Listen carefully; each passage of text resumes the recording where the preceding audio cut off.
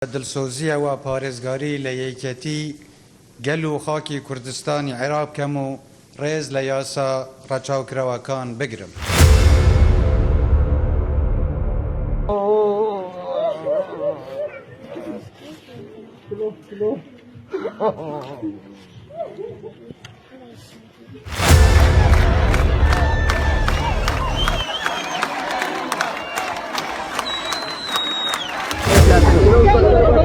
والله اما دیمانی گریانی که سوکاری جیروانی بعدینانا که بردم دادگاه هولیر و هوی سادانی که سوکار کاریان.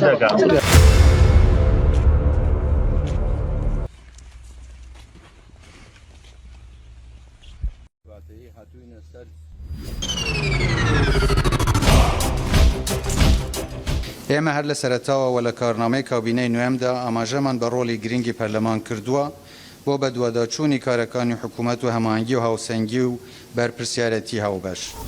سڵاوی خوای گەورەتان لێبێ. طبعاً زیاتر لە 2 مانگە دەنگای پەرلەمانی کوردستان داخراوە لە سێوە داخراوە.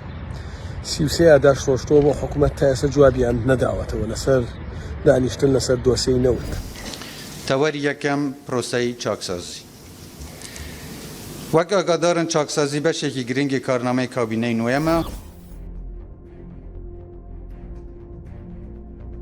دادا منداڵەکە چۆن ئاو بردی؟ والله نازانم کاکەوە ئاوا لە چێلۆ من هات ڕاست مندارەکەی منی برد کەسێک بەهانامان نەحوت.